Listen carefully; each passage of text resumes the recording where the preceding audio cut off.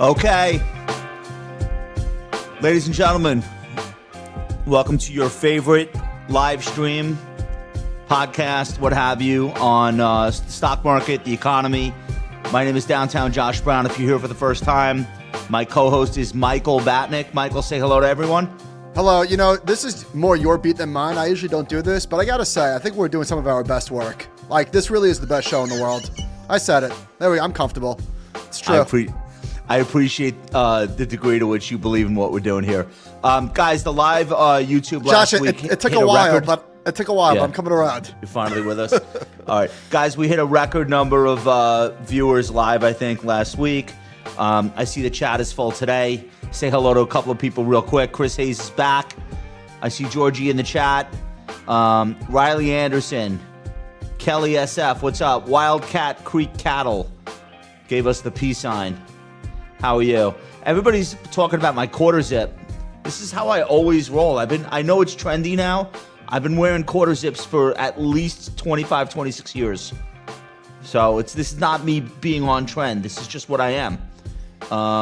Joe Altamoro says, what's up, Pounders? What's up? All right, we have a sponsor. Let's do a quick shout out. Betterment Advisor Solutions. Michael, tell us about Betterment. That's right, Josh. Today's show is brought to you, in fact, by our sponsors at Betterment Advisor Solutions. If you happen to be thinking there's got to be a better way to grow my RIA, you're not alone. With Betterment Advisor Solutions, we do the heavy lifting so you can focus on what matters most, your clients.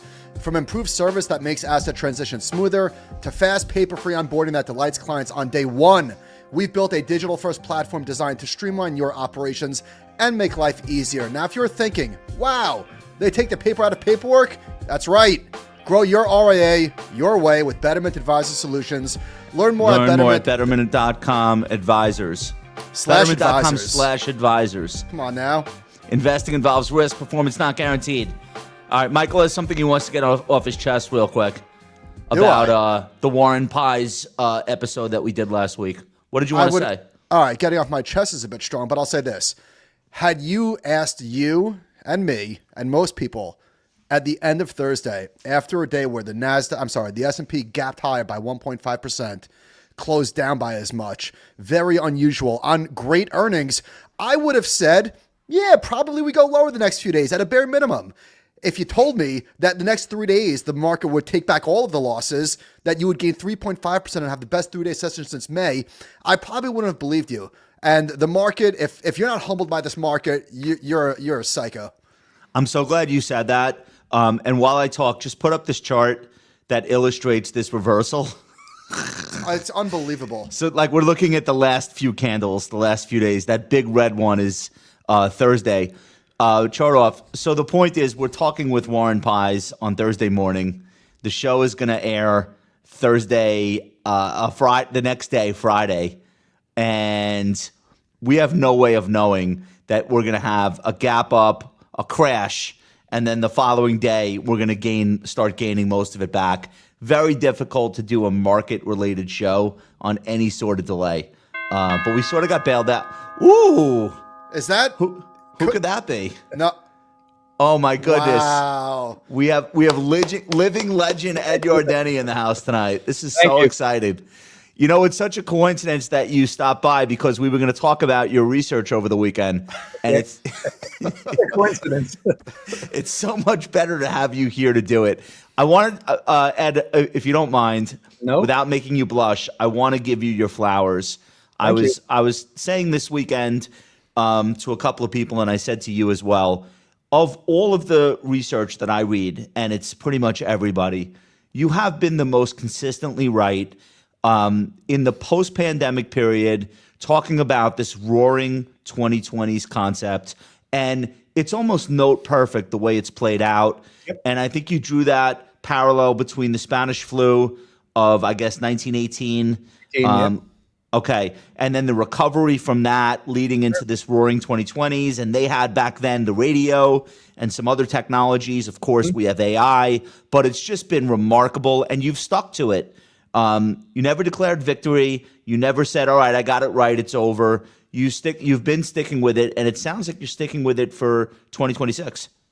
I'm definitely sticking with it for the rest of the year and going into next year, and then through the end of the decade. I'm talking about 10,000 on the S&P 500 by the end of 2029, and that's only likely to happen if the economy remains resilient as it has for the past several years, absorbs shocks remarkably well, and that'll only happen if earnings are remarkably strong. So that's my base case. I mean, I can see alternative scenarios. I'm not saying that things can't go wrong, but I have been seeing a lot of similarities with the 1920s. 1920s ended badly. I don't think this is going to end badly. I think I'll be talking about the roaring 2030s. So no rest for the weary. From your lips to God's ears, roaring 2030s. We're very happy with that. To what do you think the economy owes the stock market for its resilience?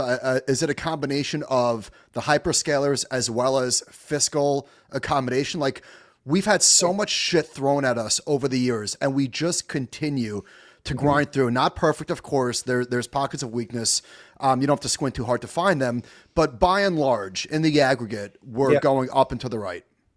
Yeah, I think there are a few reasons why the economy has been so resilient. We had a terrible, great financial crisis back in 2008, 2009. We did restructure the banking system. The credit markets developed some very important shock absorbers, like the funds that are always looking for distressed assets. When a private credit blows up, it blows up in a diversified portfolio. So if somebody's going to get a haircut on their rate of return, but it's not like the banking system suddenly goes into a credit crunch. So I didn't think we'd have a credit crunch, and we didn't. We had a financial crisis in 2023 that lasted, about one Friday, and then by Monday it was weekend. Yeah, the Fed is really good at playing whack-a-mole in the financial markets and throwing liquidity, and the Fed put. They've kind of become real masters of the Fed put. The other important development, which I think I got, was and I have an inside track on this. I'm a baby boomer, and the baby boomers all my friends are retiring. I'm not. I'm still working for a living. I got 5 kids and still helping them out. But my friends who had maybe 2 kids, are young adults, they're all cruising around now. They're going to restaurants. They're checking out where their healthcare provider, just to make sure they can climb Mount Machu Picchu on their next vacation, and they're spending money. They have $80 trillion of net worth. It's the wealthiest. Just your friends. Just my friends. So they're not bothered by higher interest rates. They love them. Are you kidding? They love them. They absolutely love them, and they love the fact that they can't spend money fast enough, because as they're spending the money, they keep looking at their net worth, and it keeps going up with the stock market. So again, it's the wealthiest retiring generation ever. And by the way, from my observations, a lot of my friends are helping their young adult kids with things like mortgage down payments, mortgage payments, helping out maybe with the grandchildren's after school activities.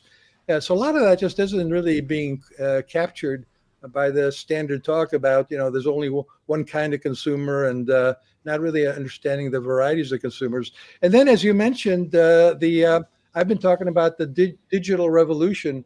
The digital revolution started in the mid-'60s with the IBM mainframe, and it's evolved to the point where we now have AI. To me, AI is just an amazing application. It's kind of like, we had Word and Excel back in the late 90s, and once everybody used them, it was like, is that all we have? Well, along the way, we've got a lot more applications, but AI is an application that lends itself to just about every business and all of our personal lives. And I think it's just kind of starting. And, technology is something where you can rent. I mean, when you go on the cloud, you can rent Microsoft Office now, and you don't have to upgrade it. You can have one IT person working remotely. So all these factors have been very conducive to the resiliency of the economy. And oh, by the way, we do have a rather large federal deficit. And I've been telling people, I'll worry about it. I'll worry about the debt. I'll worry about my friends, the bond vigilantes. I'll worry about all that when the bond vigilantes worry about it. right now the bond yield is 4%. It's pretty calm. Yeah, we heard a similar sentiment from Steve Eisman, who basically said, I'm on Wall Street 35 years. I've been hearing about bond vigilantes the entire time, the deficit. I'm sure it'll matter one day. One day. It's not going to stop me from investing today. I want to go Ed, hold on. Ed, you invented that term, did you not? That's correct. Back in bond vigilantes. Yeah. Yep. So that's how long people have been worried about the bond vigilantes. Yeah, I have a shelf just on my bookcase just devoted to books from the 80s and particularly in the 1980s. Things like Living Beyond Our Means, The Debt Bomb. I mean, when I wrote my piece in July of 1983 and introduced the concept of bond vigilantes, I said they're worrying about $250 billion in annual revenue, annual deficits. Now we're talking about 1.5 to 2 trillion. Yeah. I want to go through some of the specific things that you said to set up this roaring 2020 scenario. And I guess, and I have your charts, so I'll set you up and you could explain what we're looking at in the chart. To start with, S&P 500 operating earnings rising from $268 per share this year to $310 next year, right? $350 in 27, $400 in 2028, $450 in 2029. This will require the S&P profit margin to rise to record highs in the coming years in response to faster productivity growth. And John, I think we have that as figure 8. We could want to pop that on screen so Ed can react to it. Yeah, that's it. Yeah, I just wanted to show that I think an admittedly optimistic, but I think a realistic scenario that could get us to the kind of earnings level that would justify the S&P 500 climbing to 10,000. I think by 2030, which gets us into the next decade, we'll get up to $500 a share. The market discounts, it looks forward, and if the market gets kind of as optimistic as I do, and in 2029 starts looking forward to the new decade, I think we'll be discounting something like $500 a share in earnings, and you multiply that by a PE of 20 and you get 10,000. 10,000. Yeah.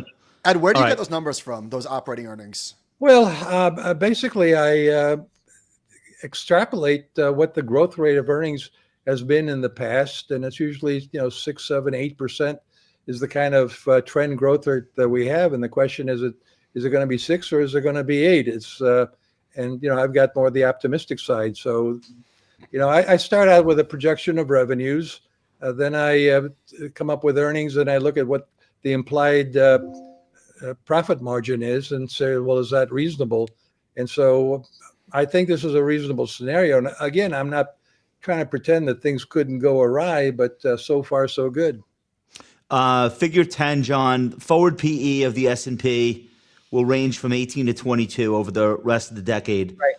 I feel like there's a portion of the investor population, mostly professionals, who just feel this like almost magnetism toward a 15 PE, a mythical PE that, of course, we could see it. We temporarily had it in 22, and if we have a recession, you'll definitely get it again.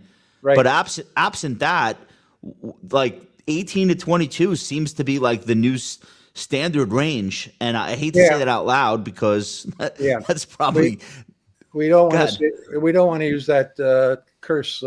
We don't know what it is, but permanently high plateau. We don't want to say things like that. Or this time it's different. But look, it all depends on what you think about the prospects of a recession.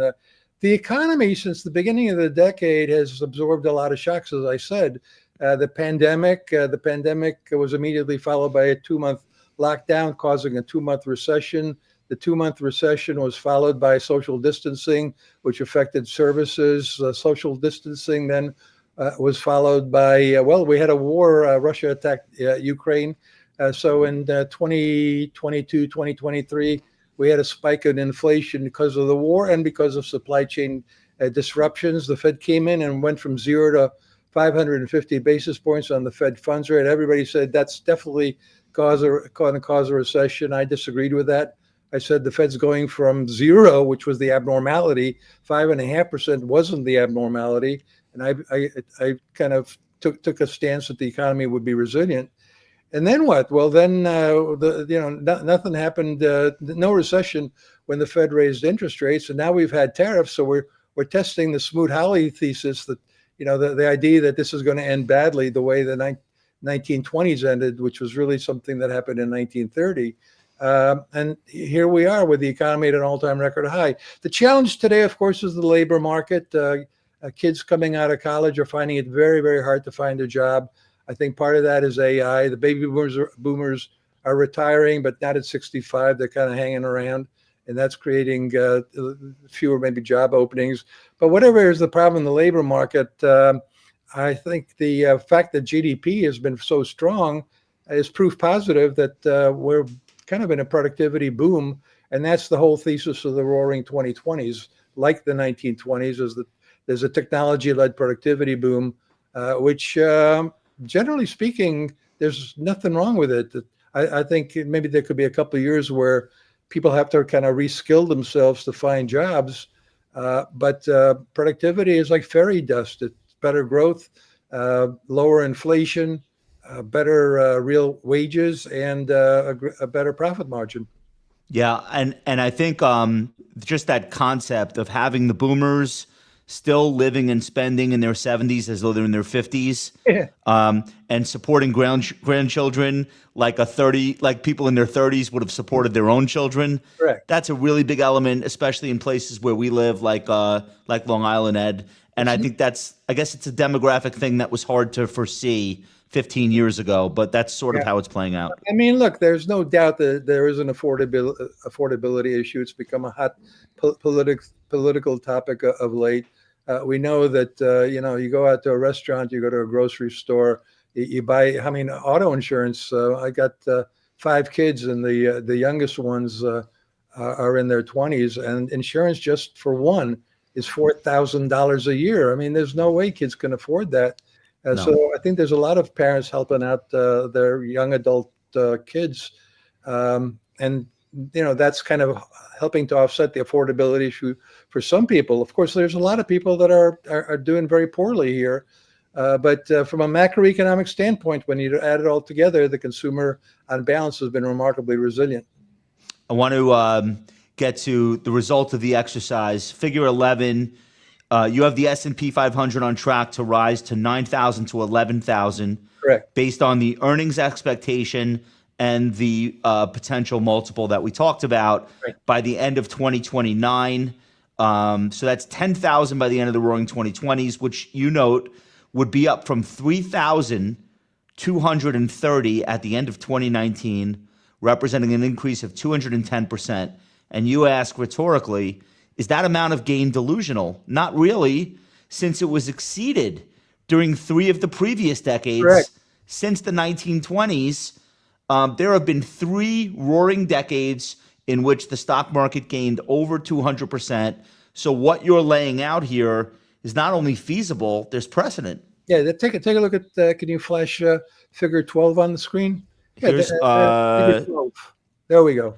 All right, walk us through this. Yeah, I mean, that's straightforward. It's the decade percent changes going all the way back to the decade of the 1920s. And we've exceeded 200%, a few times here. We did it in the 20s. We did it in the late 40s, and then we almost did it last decade. Yeah, almost did it last decade. So the bottom line is that there's nothing unusual about a roaring stock market. We've had it before, and just because I make the allusion to the roaring 1920s doesn't mean that it's that unique. I want to finish by just telling you it's so refreshing to listen to people of your generation who are optimistic about the future.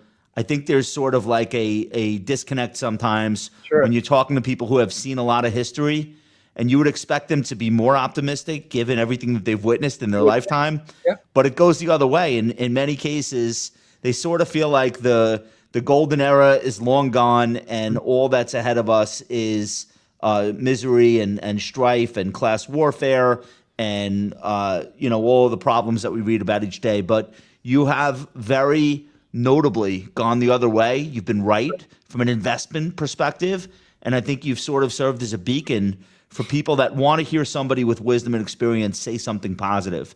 So on behalf of all of our viewers and listeners, I want to say thank you for that. Sure. Can you tell us about Quick Takes and why people should check it out? And we're gonna post a link to that while you're talking. Yeah, well, on Wall Street, I basically provided macroeconomic and strategy research to institutional investors. We had a lot of individual investors, financial advisors asking us for a product for them. And so we created Quick Takes. It comes out almost every single day. And it's basically, it's very market oriented. It's, we all know these macroeconomic indicators and political developments occur. And what we try to do is relate them to the market. How's the market? Same thing you both yes. do. But, we just put in some more charts in it and kind of have a basic theme that we're pushing. So, yeah, anybody who wants to have a look, just go to YardeniQuickTakes.com and give it a try. All right, YardeniQuickTakes.com. Check it out. I read it whenever it hits my inbox. And once again, Ed, on behalf of the viewers and listeners, thank you so much for surprising us tonight and walking us through your take. We very much appreciate it. Thank you. Great. All right, happy Thanksgiving, Ed. All right, wasn't that a delight? Wasn't that cool? Legend. It's nice to hear from somebody with an optimistic take. I agree. Was any of that something that you would I don't want to say like take issue with, but if you were to push back on that, I have an idea of where I would push back. Where would you, if anywhere? I do think the S&P is going to 10,000. So there wasn't anything that he said that I thought was so outlandish, but I'd be curious to hear your take.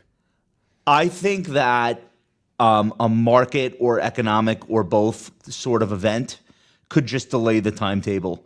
Think I've said to you for the last 10 years that I've known you, I think I'm going to live to see Dow 100,000. So like S&P 10,000 and we're at 7 is not so outrageous. Maybe the timing doesn't work and it doesn't happen by the end of this decade because we have like another bear market year like a 2022. It's perfectly fine. I don't need it to happen by the end of the decade, I guess would be my comment. And I don't think that Ed would disagree. We have these like minor meltdowns. They don't feel minor in the moment. I shouldn't minimize the impact of them. But I feel like those just delay the inevitable. And so if we don't get S&P 10,000 by New Year's Eve 2029, I think ultimately it comes anyway. Can I tell you something? Go ahead. The S&P is where right now? 6,800 or something. Okay. So 6.8 to 10 in 4 years is what CAGR? It's way less. 67, 65. Okay. So check this out. Dude, it's way less than you think. It's 10% a year. I mean, it's a lot. It's lot. It's above average, but it's not outrageous. Barely. It's barely above historical average. Literally All barely. All right. We could do it. So let me get this straight. You PGing this for us? No, I am not. Listen, I could. What's the Tommy Boy line? Whatever. You know what I mean. I love it. The Tommy Boy line? Which one?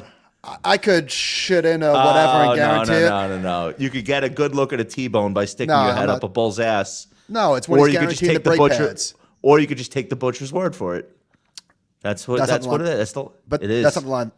No, I know that is a line. That's not the line that I'm thinking of. That's the best line in the movie. Okay. Anyway, Ed is the man. Let's move on to. Let's get bearish. Okay.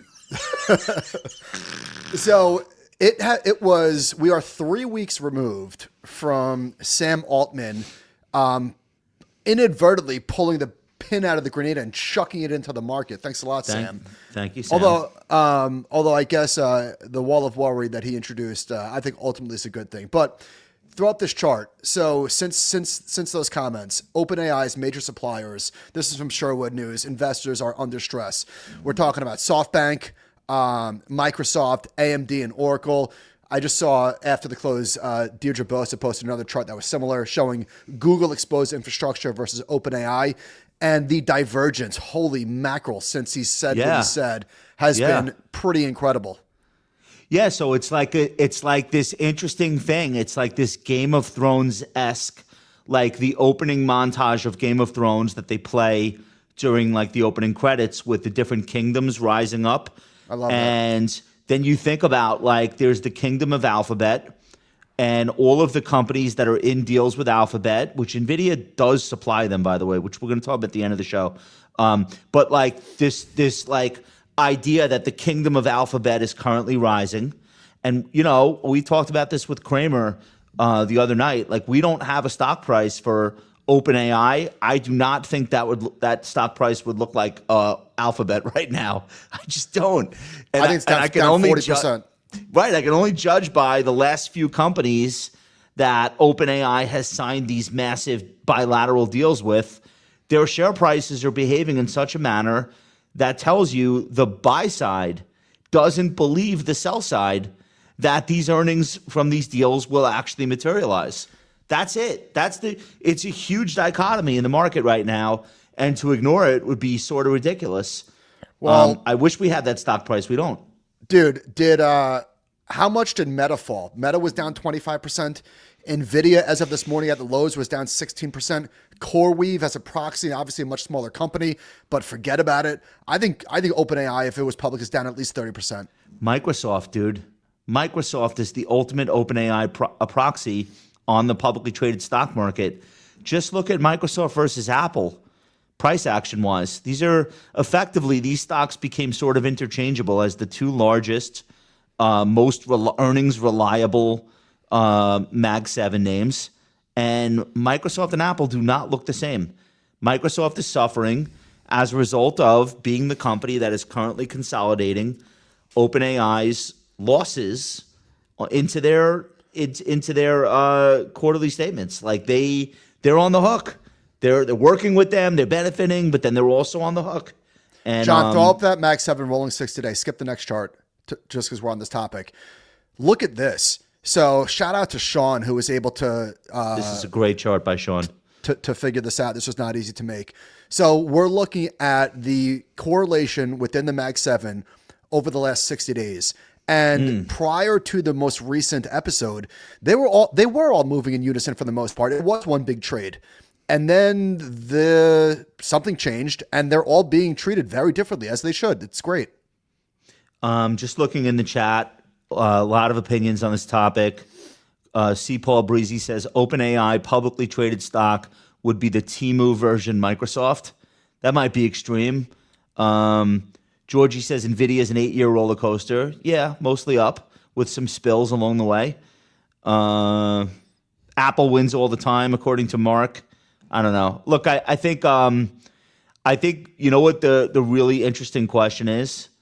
Does that dispersion continue into year end, or is now the time you pull the trigger long on the laggard Mag 7s? I think they all catch a bid. So do I. Yeah, that's been the history. Listen, that's been the history. People are still underweight. There's a melt up at the year end coming. I think, obviously, could be wrong, but I think that one thing that we're not talking about anymore. Here's what doesn't happen during a bubble. You don't get multiple compression. Throw this chart up, please, from ChartKid.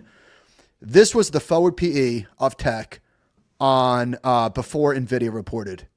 It was 32 times, and then a day or two later, a month later. My bad. This is a month later. A month later, it was down to 27 times. This is a.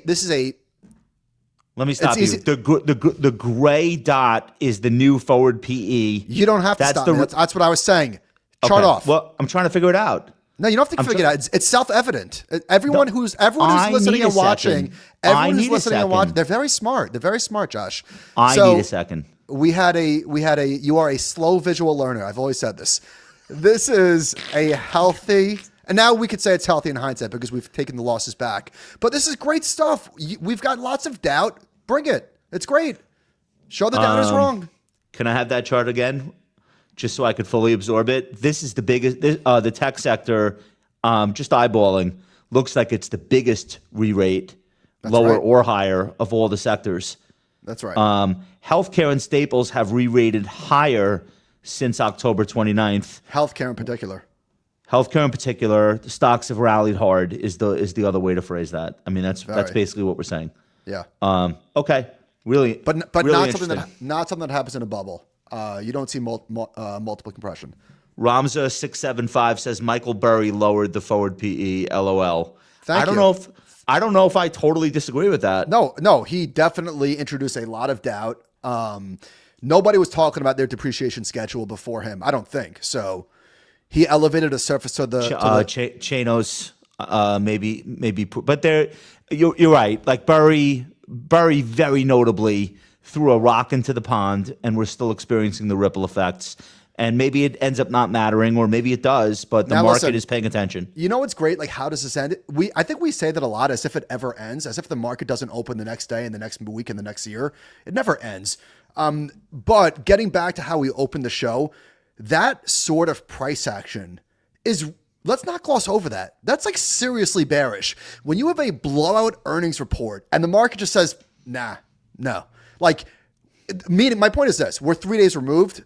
If we're 6 months out and that was the top, I wouldn't be shocked, just because that is very bearish price action. Now, hopefully the last 3 days have put that in the rearview mirror, but it's not over. It's never over. You know when it's over? When Burry does his Cassandra Unchained Substack for 2 weeks and people stop paying attention and these stocks all reverse and make new highs. Yeah. That's when.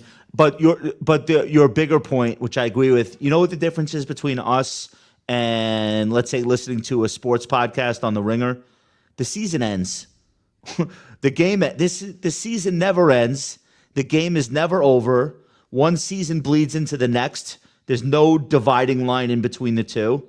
It's the never-ending story. I think it's what I love about it. So I try to make this point on the air today. We were talking about Alphabet hitting $4 trillion in market cap, or coming damn close. And it's just like, dude, think about how many storylines within AI and the Mag 7 have come and gone this year. And think about how many went in 180 degrees the other direction. In April, Google was finished. Now, Google is the king of AI. In May or June, what the hell is wrong with Apple? They're falling behind in AI. Why can't they just buy Perplexity? So true. Blah, blah, blah. Now the stock's at an all-time high. Like these Tim storylines. Cook won't even mention AI on his quarterly calls. How about who's going to beat the Microsoft OpenAI combo? Nobody.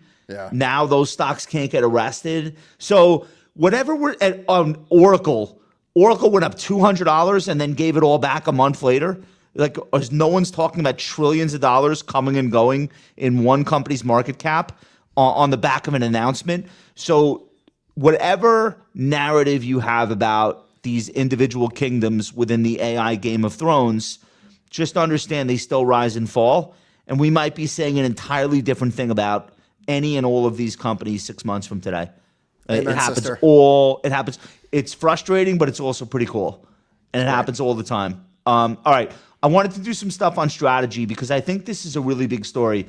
I am aware that the market cap is just not all that big anymore, but I still think it matters because as recently as a year ago, basically MicroStrategy and Michael Saylor had given birth to a brand new, I don't want to say asset class, but a brand new category of publicly traded company. Like at some point you had the first ever oil and gas trust publicly traded. At some point you had the first ever real estate investment trust. At some point you had the first ETF. Like, new things do get invented and then stay forever, and people act like they came along the time of the dinosaurs and they've always been with us. No, along the way we invent things. Strategy a year ago looked like they invented a new category where it's a company that raises a ton of money, equity and debt capital, and accumulates a digital asset as quickly as it can. Faster than it dilutes its shareholders. Thereby becoming a category killer, a must-own stock. And we had a few imitations. But where we are with strategy, and we have a video of Sully asking Tom Lee, who has also launched a digital asset trust, BitMiner, which is for Ethereum, like strategies for Bitcoin. But let's play that clip. Let's bring up, guys, if we can, MSTR. That is the company formerly known as MicroStrategy, now just known as Strategy. The stock's down 50% in 3 months, Tom. It's down about 65% from its highs in the middle of July.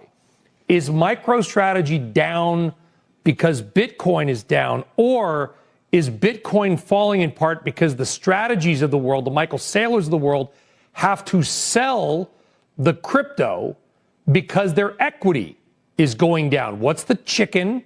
What's the egg? Yeah. Well, again, because of my world in research and on BitMine, we are really plugged into all the trading desks and all the clients that trade. Anybody who has a sizable Bitcoin long position, okay, let's say it's more than $1 billion, they have very limited ability to hedge it in crypto derivatives like calls. The max they can do is maybe 5% of their holdings. And then if you go to traditional CME exchanges, their contract sizes prevent someone from hedging $1 billion portfolio. However, someone can use MicroStrategy's options chain, which is so liquid, to hedge all of their crypto. So MicroStrategy is essentially absorbing all the hedging pressure that the crypto industry is trying to do to protect their Bitcoin longs. So the reason MicroStrategy is a leading indicator, it's actually the only convenient way to hedge someone's long is to short MicroStrategy or buy puts. That's what we're seeing today. This is the kind of stuff, Tom, it's one of the main reasons that we bring you on, because you understand what I would consider the engine oil of the stock market, right? We know how the engine works, or people think they do, but inside that engine, there are gears, there are pistons, there are things that are occurring that for 99.9% of our audience, they don't do this for a living. We get it. This is a really important interview. I'm going to let you go, Tom. We are watching MicroStrategy or Strategy, we're watching Bitcoin, and we're watching possibly 77,000, which you think might be kind of a washout period, correct? Yeah, that's right. Tom DeMark, who is an advisor to BitMine, very well known really to me, giving us a lot of insights. Yeah, he's watching that. Actually, MicroStrategy at this level here probably is when you want to ratchet into the longs, and Bitcoin maybe just a few $1,000s lower. Okay, that is, of course, friend of the show, Tom Lee. I love Brian Sullivan, by the way. He's very good. Such a great dude. I saw him the other day. I was out in Englewood Cliffs or something. I hadn't seen him in probably 2 years. He towers over me. I don't know if you realize. He's like 6'7". Yeah. Large man. All right. Anyway, what did you think about the point that Tom was making, that a lot of the pressure on MicroStrategy is just because it's like the easiest way for people to hedge big money in Bitcoin itself? It's like the options chain is more liquid and a quicker way, and that ends up putting a lot of pressure onto the digital asset treasury stocks. Yeah, I mean, I would defer to Tom on that. I think that he knows a lot more about this than I do. The story makes sense. It checks out. But the bigger point, I think if you're selling MicroStrategy down here or Strategy, like, I guess there is a hypothetical world where this thing unwinds, they need to puke up their Bitcoin. I think it's a lot lower than where Bitcoin is today. I don't see that happening. I don't think Strategy is a zero, and I'm not buying it, but I definitely wouldn't be selling it. I think they can raise money. I think if everyone's talking about like some mythical level, 72,000, where Saylor gets a margin call and he has to sell. I don't think that's how it plays out. I don't think that number is accurate. I think it's even if it were, I think he makes a few phone calls and sells more preferreds. I think there's a lot of people that are dying for Saylor to go to zero, and for him to have to. They do not like him. For him to have to liquidate, be forced to sell to meet margin, whatever. I would be moderately surprised. Would I be shocked? No, I wouldn't be shocked. But I don't think that's how this plays out. I don't think he's going anywhere. And to your point, I think that he would. I think it's more likely that he has the ability to reach for a life vest or than he go to zero. I don't see that. So do I. All right, let's do some charts. Here's 3 years of MicroStrategy, or now we call it Strategy, performance. Effectively, this was, I don't know, a $10 or a $20 stock. They come up with this idea to convert this software business into a Bitcoin accumulator, and you can see the result. It was, I wrote about this on my blog the other day. I forget the number that I came up with. I think it was a 3,000% return between when 3,050% return from when they announced in August of 2020 through last Thanksgiving, when this thing became like one of the biggest stocks in the market. I mean, it was just absolutely wild. There were no other stocks in the U.S. stock market in that time that did anything even close to 3,000% is 7x, and I think NVIDIA or 10x, excuse me. I don't know, 30x. Yeah, wait, what? I'm sorry, 30x, and NVIDIA did 10x over the same period. So like it was one of the great winners. Now we're going to look at the NAV, which is the net asset value, versus the market cap. Michael will probably make fun of me for some reason that I don't understand, but I'm looking at this in billions of dollars, and I'm just trying to get to. So catty. Look at you. I don't know. Maybe I'm looking at it the wrong way, but what I'm trying to figure out is like the market cap of the stock versus the value in dollar terms of how much Bitcoin they hold. Yeah. And it is now trading at 0.93. So it is a discount to its underlying holdings of crypto after having traded as high as 2.8 times its Bitcoin. What are your thoughts? Okay. So I wasn't going to make fun of you, but what I was going to do But now you will. But as point out that I took your chart and I enhanced it. Next chart, please. So this, Josh. What a dick. All right, go. No, this is a better visual. You are a visual learner, and I fixed it for you. So I'm a slow visual learner. You are a slow. Yes, this is the spread. John, toggle back. This is the difference of these two lines. So what we're looking at, to your point earlier, is next chart, please. MicroStrategy used to trade at a monster premium. The market cap was almost $80 billion more than the value of the Bitcoin that it held. And now it is the opposite. The market cap is $6.4 billion less than the Bitcoin that it currently holds. Now, of course, it's a moving target because the price changes. But I think the point is, to what I said 2 minutes ago, I will not be selling it down here. It's over. Chanos covered this trade. It's over. It's at a discount. Can the discount widen? Yeah, sure. Why not? But like, I wouldn't be pressing that here. And if you ask me, again, you have to hold this for 2 months. Do you buy it or you sell it? I buy it. I think the problem with just looking at market cap versus underlying Bitcoin ignores some other things about the enterprise value. They have preferreds out there, which are dilutive. And they're not debt, but they represent a future obligation the company has to make. I think it's 8% or 11% or whatever the number is. They have to make pretty big interest payments on that preferred stock, and they have a value. Yeah. And then there's also traditional debt. And I wrote about this on my site, and I don't want to go through the whole post that I wrote, but I think the bigger point that I was trying to make is not a criticism of people who own strategy or told you so. I think I was just trying to make the point of like, when you have FOMO, and I definitely did, while this thing went up 30x. Everyone does.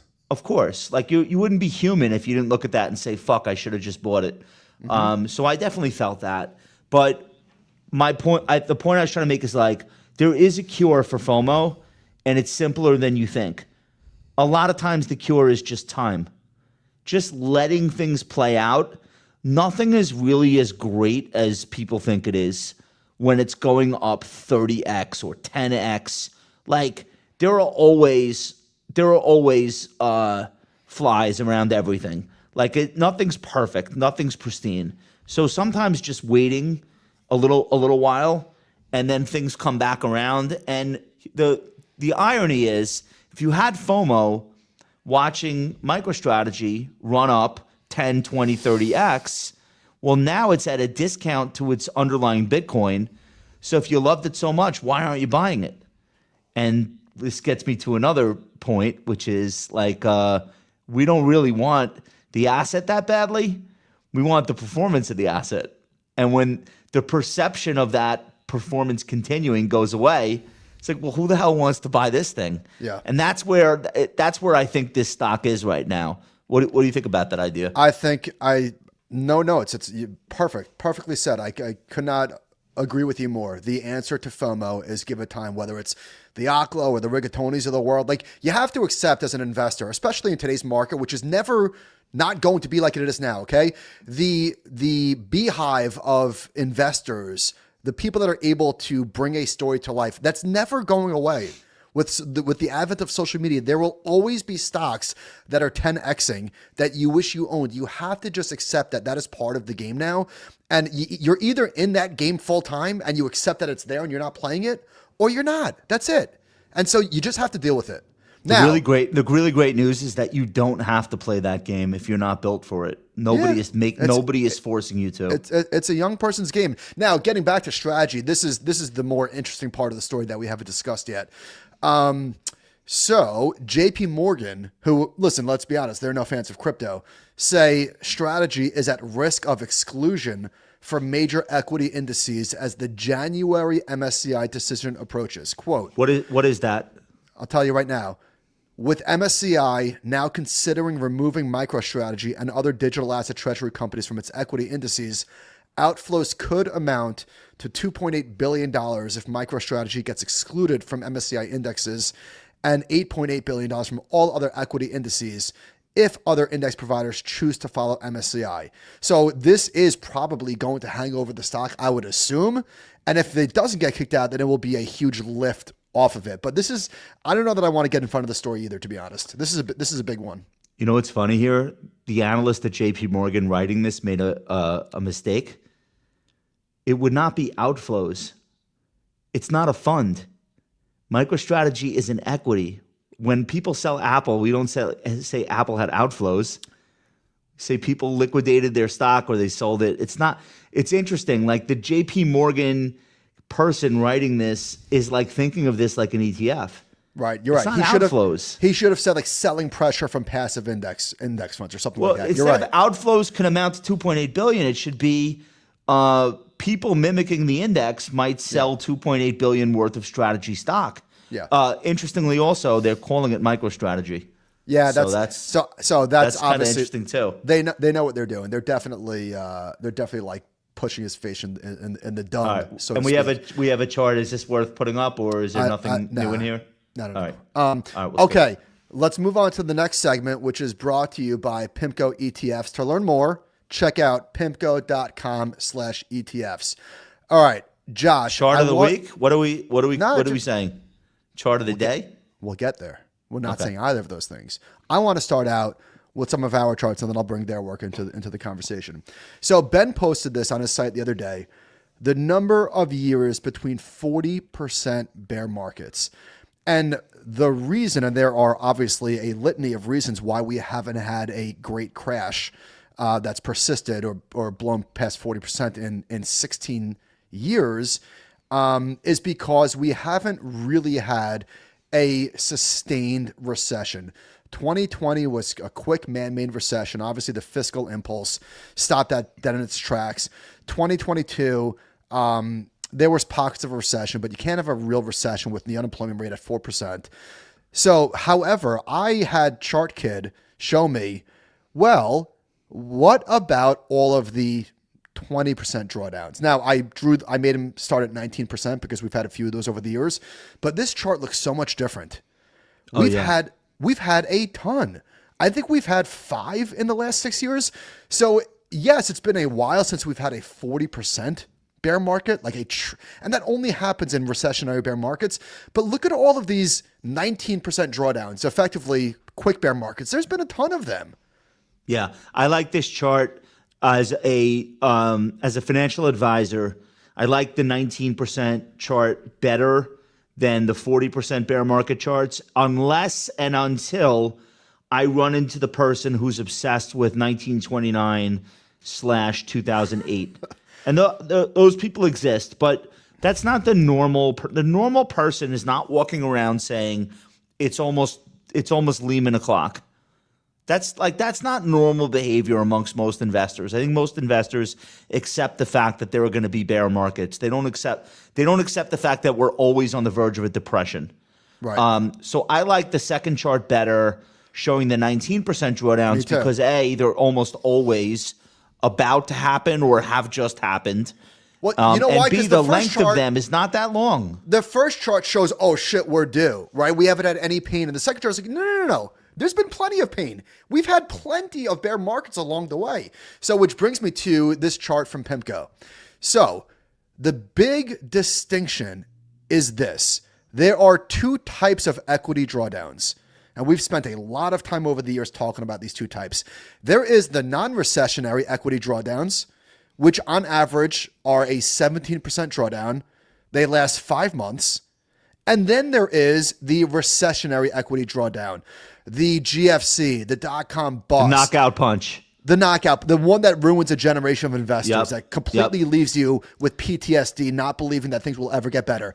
And that lasts an average of 11 months, which sounds light to be honest, but that's 27%. And of course, the point that PIMCO is trying to make is that is when the treasuries really add ballast to the portfolio. But absent a recession, we're not just going to fall 40% because stocks are overvalued. Do you want to apologize for referring to this table as a chart when it's clearly a table? Sure. Okay, put that back up. This is really good stuff. Everybody should screen grab this from their phone or their computer, wherever they're watching this. I feel like this is such a great reference because the next time somebody's talking about equity pullback, drawdown, correction, whatever nomenclature, like answer me one thing. Is it a recession with that drawdown, or is it just like the normal course of stock market pullbacks, which happen all the time? Because the difference could not be more stark. Forget about the depth, 17 versus 27%. The length is the killer. And 5 months, an average of, well, let's just say 5 months average, meaning some are way longer, versus 11 months, that is a huge game changer in terms of people's ability to get through it. And what changes they might have to make, if any. And so if you know we're in a stock market pullback, but the economy is held up, like you should not be waiting for the knockout punch to be delivered because it's just not what normally happens. Well said, my friend. Okay. I think we did that justice. Okay. Great table, not a chart. Not a chart. All right. We're going to finish with this NVIDIA versus Alphabet stuff just because I think it has tremendous implications for the year end. Michael and I are both on record saying if they're going to run the stock market into year end, they'll probably bid for all of these mega cap stocks just because they're liquid. Nobody yells at you. Even if they go down, you're not in trouble with your investor base as a fund manager. They lend themselves to borrowing against. Like, there's just a lot of reasons why these stocks will probably get bought as a group, but doesn't necessarily have to play out that way. Let's pull up Google versus NVIDIA year to date. Google, I'm told by Sean and Chart Kid Matt, is on track to have its best year since 2009. It's unreal. It was Look up at that. 102% then. It's up 69.5% this year. And NVIDIA is up 31%. It looks like a loser relative to Alphabet, but it's a pretty good year for any stock. I think most people would agree. But this is a really interesting thing being set up here. I wanted to ask you, do you think a lot of the buyers in Alphabet are pulling money from NVIDIA to do it? It's a $4 trillion market cap. Yes, and I know you're a big money has to come from somewhere guy. Yes, and I think it's overdone. I think the ratio, the whatever you want to look at it, the spread between NVIDIA, I don't like when people say those alligator jaws have to close because I think that's normally charlatan bullshit, but I think this is too much. You want to reverse the reversal? Yeah, I think it's too much. Do you want to I would much rather own NVIDIA for the rest of the year than Google. Okay, next chart. Google is now more expensive than NVIDIA. How many people do you think know this?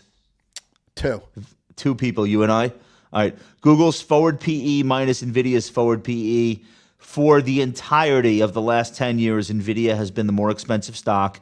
And you can see by that gray kind of stochastic below, that's just measuring the degree to which Google has been a discount to NVIDIA. And now, for the first time since 2016, Google sells at a premium on forward PE to NVIDIA.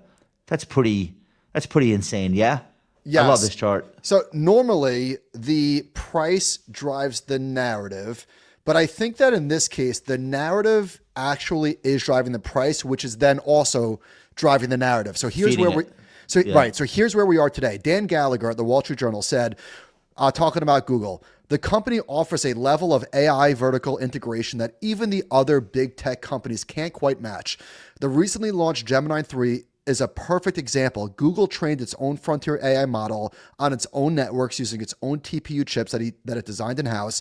That effectively makes Google, this is a good one, that effectively makes Google into a combination of OpenAI and Microsoft with a bit of NVIDIA thrown in. Wow. So it's good, but it's aggressive. So to which the NVIDIA newsroom, because this is all there's smoke here. The NVIDIA newsroom knows what's going on. They tweeted today, "We're delighted by Google's success. They've made great great advances in AI, and we continue to supply Google. NVIDIA is a generation ahead of the industry. It's the only platform that runs every AI model and does it everywhere computing is done. NVIDIA offers a greater performance, versatility, and fungibility than ASICs, which are designed for specific AI frameworks or functions." It's such a subtweet. It's such a you know, the Southern people, they say, Blessed be. No, not blessed be. Bless your heart. Bless your heart, yeah. That's like how they say, go fuck yourself to each other, right? Bless his heart. Yeah. So NVIDIA drawing that distinction between GPUs and application-specific integrated circuits, or ASICs, which we did a whole episode about that, I don't know, 6 months ago, a year ago. Can't get into it again. But just this idea of TPUs have been part of the Google story since way before we were talking about generative AI. So it's not a brand new breakthrough technology. They've just gotten very effective at finding ways to be more efficient on cost, plugging up some of the things that they're doing with their own silicon. And I think that's admirable. I think it's a good sign for shareholders that like Google is playing offense and is got their foot on the gas. And if they do a big deal with Meta, yeah, maybe it's a wake-up call to NVIDIA about pricing, and that they might not have the pricing power that they think. And so to me, the sell-off in NVIDIA seems sort of rational. I don't love that they felt the need to answer this. I'm not quite sure. And I also don't love what they did over the weekend, which is the last thing I want to get into. They sent a memo around to the sell side, like to analysts covering the stock, responding to Michael Burry and other short sellers talking about depreciation schedules. Let me just read this because paraphrasing it doesn't do it justice. This is Barron's quoting from the memo. NVIDIA also responds to claims that the current situation is analogous to historical accounting frauds Enron, WorldCom, and Lucent that featured vendor financing and SPVs. NVIDIA, quote, this is the company. NVIDIA does not resemble historical accounting frauds because NVIDIA's underlying business is economically sound, our reporting is complete and transparent, and we care about our reputation for integrity. Unlike Enron, NVIDIA does not use special purpose entities to hide debt and inflate revenue. Is it weird that they felt the need to do that? You like literally invoke the name Enron next to the word NVIDIA? I don't know if I love it. Listen, I think the wording is weird. Like it's not a fraud because their underlying business is economically sound. I don't think the two are mutually exclusive. I think you can have fraud with a good business, but whatever. I don't want to parse their words. The market took $700 billion away from it. Yeah. I'm not shocked that they responded. Like, oh, you like in other words, like what are they supposed to do? Just let their shareholders get pummeled and not say anything? The narrative is driving the price action and went from $5 trillion to 4.3, and they felt the need to respond. $700 billion is a lot of market cap to go up in thin air over allegations. They responded. Bro, I'm not Enron. You're Enron. I mean, it's not. All right. Last part of this. NVIDIA's customers depreciate GPUs over 4 to 6 years based on real-world longevity and utilization patterns. Older GPUs, such as A100s, released in 2020, continue to run at high utilization and generate strong contribution margins, retaining meaningful economic value well beyond the 2 to 3 years claimed by some commentators. How much do you want to bet that CoreWeave asked them to say that? One of their biggest customers, definitely among their most vulnerable customers to this type of innuendo. How much you want to bet the comms people representing CoreWeave, who let's just assume are among the top crisis PR firms on the planet at this point, how much you want to bet they demanded of their supplier, we bought all this shit from you, and now people are saying it's obsolete. You need to go out there and say that it's not. I would bet almost any amount of money that conversation took place somewhere in Palo Alto or San Jose over the last couple of days. What do you think? I would agree with you. People are human, and that's how humans behave. All right. Absolutely. This is a developing story. You guys know very fluid. we will. It's as fluid as it gets. We'll stay on it. All right. Let's do make the case and then a mystery chart, and we'll get out of here for the night. Healthcare. I don't think this is a run-of-the-mill what's called rotation that's just like going to come and go and we're going to laugh about it. I genuinely think it has legs because of the level of participation of the components of the XLV and then seeing follow through in the mid caps. And there's just a lot happening here on the earnings front that justifies it. It's not just a re-rating. It's not just people being like, oh, these stocks are too cheap and getting bullish on them for 10 days. I understand that type of rotation. I could be wrong, but I think this is more. Eli Lilly just became the first $1 trillion name in the category. The first healthcare stock ever. It's joined a group with only 9 other names. The Mag 7 plus Berkshire plus Saudi Aramco, now plus Lilly. And that's Broadcom too. And that's the list. There's nothing else. This is a healthcare stock. I don't suggest that means all these other stocks are going to go to $1 trillion. I'm just making the point. People are looking at that as the upside potential if they own a company that hits a really big category like diabetes and GLP-1. So Lilly is Zepbound and Mounjaro combined $19 billion in the first 9 months of this year in sales. Wait, what words did you just use? Zepbound and What is that? Mounjaro. What are those? Those are the weight loss shots and the diabetes shots that are part of this GLP-1 tirzepatide monster. Those two drugs combined did $19 billion in the first 9 months of the year. They're now bigger than Keytruda, which is Merck's flagship cancer immunotherapy, and it's the best-selling drug in the world right now.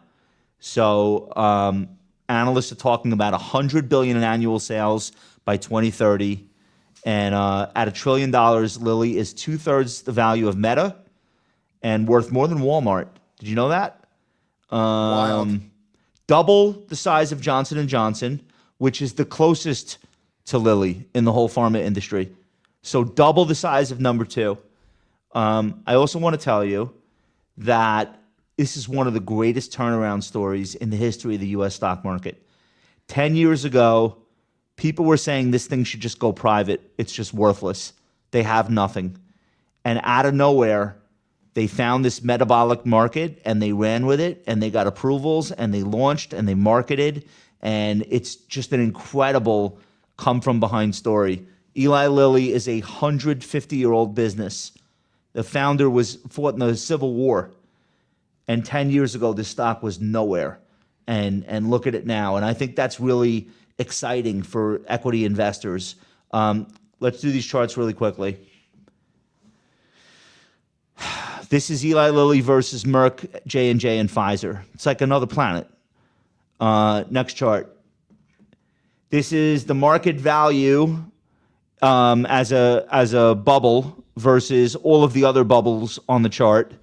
There's nothing even in the same category in terms of not just this is a multiple of sales. Yeah. It's revenue and market cap. Okay, yeah. Revenue and market cap. Eli Lilly is 10 times sales. Nothing else is close. Yeah, I mean, and it's not as big revenue wise as J&J, which is a $90 billion revenue company. So it's not as big, but it's growing much faster, which is why it's getting that multiple. Next one, last one. This is Eli Lilly's market cap. Another way to look at this at $1 trillion versus the 15 largest biopharmaceutical companies. Oh, I like this visual. This is clever. It's a good one, right?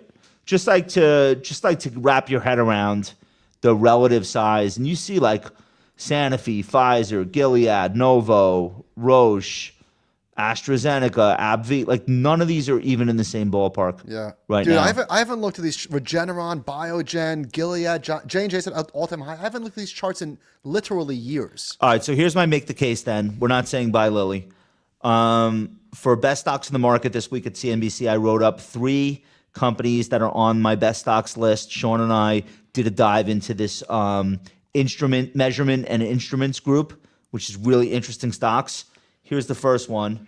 I want you to do a beauty contest. Mettler Toledo. Oh my God, it's a buy. It's a fucking buy, right? It's beautiful. What a breakout. It's a great beautiful. trend. Okay. Yeah. Thermo Fisher, same sector. This is the biggest one. This is a $220 billion. It didn't break out yet, but what do you think is going to happen? I don't know. I would maybe chop around 600, but higher. But do you like the base? Yeah, it's dude. It almost looks perfectly great. bowl Yeah, shaped. You got a gap fill in there. Okay. That's TMO. Here's Agilent, which this broke out today. Looks great. Yeah, it's going higher. Which you like the best? This one looks the cleanest to me. You like Agilent? This is a $50 billion market cap. Agilent was a spinoff from Hewlett Packard in 1999. So it's got a long history trade. All right. What, Josh? What is the overarching story? Like, why are these working after years of being AI? No. Hear me out. These are ARR businesses now. They used to be sending a salesperson out to a doctor's office or a hospital to sell them a bunch of shit, and now they sell the razor, and everyone needs to buy razor blades. All this measurement equipment. Once they get installs in these medical facilities all over the world, universities, hospitals, clinics, once they get installs, the ARR just kicks in and they start to look more like software companies. And that's how they've transformed their businesses.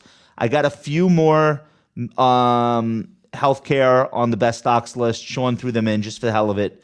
Biogen. Yeah, look at this. I was just looking at this. Unbelievable. Yeah. IQV. What is it? I don't know what this is. Looks no great. idea. Just buy it. Shut up and buy it.